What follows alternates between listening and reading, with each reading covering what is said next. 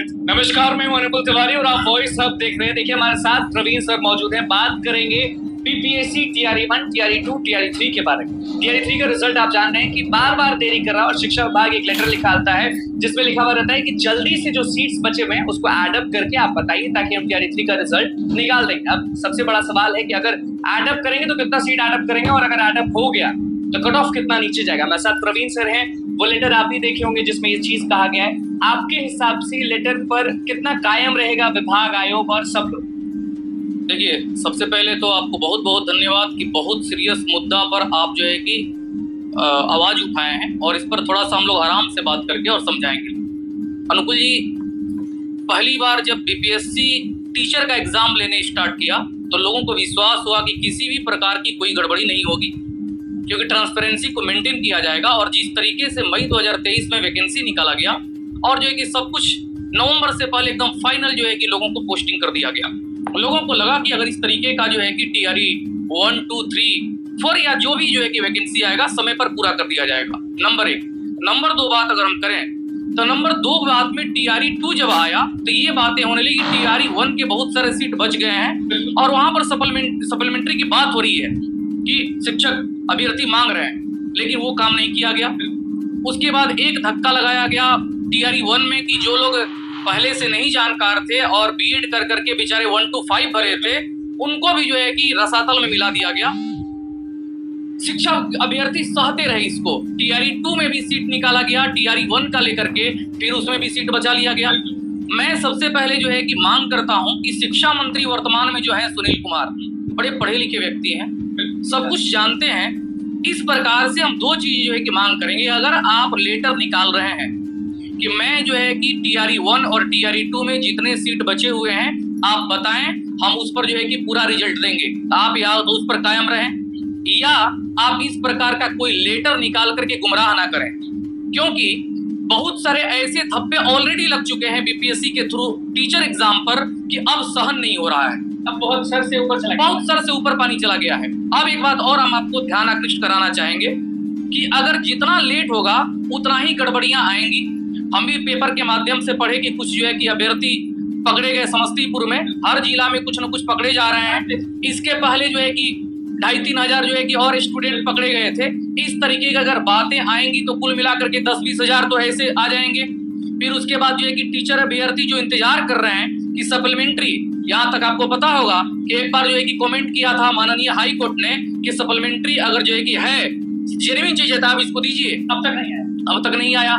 यानी सारी चीजें हो रही हैं माननीय हाई कोर्ट के माध्यम से, सरकार के स्वयं माध्यम से, लेकिन इस पर किसी भी प्रकार का कोई एक्शन नहीं हो रहा है। तो हम सरकार से यही जो है कि रिक्वेस्ट करेंगे कि अगर आप अपने ऑफिशियल वेबसाइट से, अपने आप विभाग से अगर कोई लेटर निकाल रहे हैं तो आप इस पर जल्दी से जल्दी कार्रवाई करें, क्योंकि अब इंतजार की घड़ी जो है कि सर को भरोसा है ये सब लेटर?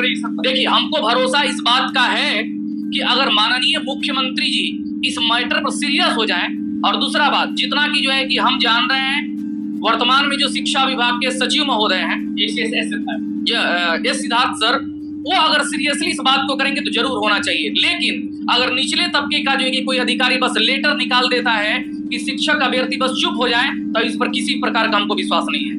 अच्छा, ये जो कहा जा रहा है कि अगर अभ्यर्थी एडअप होंगे यानी सीट्स को बढ़ाया जाएगा तो कट ऑफ जो निकला था, आप भी जानते हैं एक समय में कट ऑफ का इतना हल्ला उड़ गया था कि शिक्षक अभ्यर्थी माथा पकड़ने लगे थे। तो अब अगर सीट बढ़ाए जाएंगे तो टीआरई 3.0 रिजल्ट जब भी आए कट ऑफ बहुत नीचे जाने वाला है। देखिए, लगभग 12 सालों से हमको भी पढ़ाने का एक छोटा सा अनुभव है और आप देखते होंगे कि कट ऑफ सोवर पर हम बोलते नहीं है पब्लिकली, लेकिन कहीं ना कहीं इस पर हम लोग काम करते हैं। इस बार टीआरई 3 में जितना भी जो है कि एग्जाम हुआ 1 to 5, 6 जितना भी हुआ सबका हमने डिस्कशन कराया। क्वेश्चन भी इतने बहुत जो है कि हाई लेवल के भी नहीं थे कि नहीं बन सकते थे, लेकिन इतना भी लो भी नहीं थे कि एक टिपिकल तरीके से बन सकते थे। मेरा पूरा जो है कि एक छोटा जो अनुभव रहा है ये जरूर कह रहा है कि अगर जो है कि टीआरई 1 और 2 के सीटों को जोड़ करके टीआरई 3 रिजल्ट अगर दिया जा रहा है तो मुझे लग रहा है कि जितना कट ऑफ जो बताया गया था उससे 5 से 7 नंबर, बहुत बिल्कुल 5 से 7 नंबर जो है कि कट ऑफ नीचे जाना चाहिए।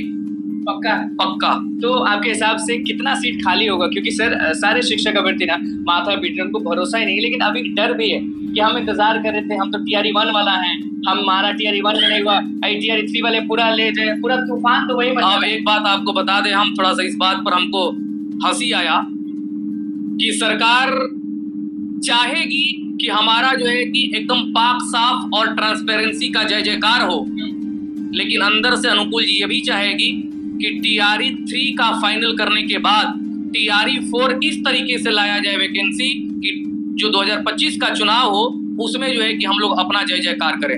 इसलिए अब 50-50 ही आप कर सकते हैं विश्वास कि सरकार इस पर फाइनल रिजल्ट दे सकता है या फिर सीट बचा करके टीआरई 4 में ला सकता है। इस पर किसी प्रकार का वो एकदम फिक्स कमेंट हम करने वाले वैसे व्यक्ति हम नहीं है जो बिना ज्ञान का बस बोलते रहते हैं फटाफट, ऐसा नहीं है। ठीक है, मुझे लग रहा है कि अगर दबाव बना अभ्यर्थी का, लेकिन अब अभ्यर्थी भी बेचारे थक चुके हैं, हम लोग भी अभ्यर्थी से बातचीत करते रहते हैं, ठीक है, तो अभ्यर्थी भी थक चुके हैं। जो करना है सरकार को करे, अगर सीट बचा करके टीआरई 4 में देना है तो मेहनत करके उसमें जो है कि रिजल्ट, लेकिन हमको हमारा दिली इच्छा कर रहा है, आज हम फास्टिंग है, मंगलवार है, मेरा दिली इच्छा कर रहा है कि जितने अभ्यर्थी जिनके साथ बहुत गलत हो रहा है, टीआरई 1 और टीआरई 2 का रिजल्ट टीआरई 3 में जोड़ कर दिया जाए जेन्युइन तरीके से, ताकि सबके भला हो सके। और आपका टीआरई 4 में जितना ही सीट रहे, 10,000 रहे, 20,000 रहे या 30,000 रहे, उस पर आप जो है कि बड़े अच्छे ढंग से जो है कि आपके हिसाब से कितना खाली होगा 1 और 2 आपके हिसाब से? अब हम आइडिया नहीं लगा सकते हैं, लेकिन मुझे लग रहा है कि 1-2 मिलाकर के लगभग जो है कि 20,000 प्लस ही सीट खाली होना चाहिए, क्योंकि उसमें बहुत सारे सीट बचाए गए हैं निकुल बाबू, बहुत सारे सीट बचाए गए, लेकिन घपला हो गया। अब हम ये कहेंगे कि शिक्षा मंत्री जी को थोड़ा सा बस अगर अभ्यर्थियों पर रहम आ रहा है तो वो जो लेटर अपने विभाग से जारी करवाए थे उस पर अमल करें और इस चीजों को लेकर के बड़े। शिक्षा मंत्री ये सब चीजों पे बोलते नहीं है, दूर भागते हैं, अभ्यर्थियों का ना सुनते हैं। शिक्षा मंत्री एक्चुअली है क्या कि वो रह चुके हैं, सिविल सर्विस से आए हैं, तो इनका नेता वाला टेंडेंसी नहीं है, क्योंकि नेता का टेंडेंसी होता ही है बोलने वाला।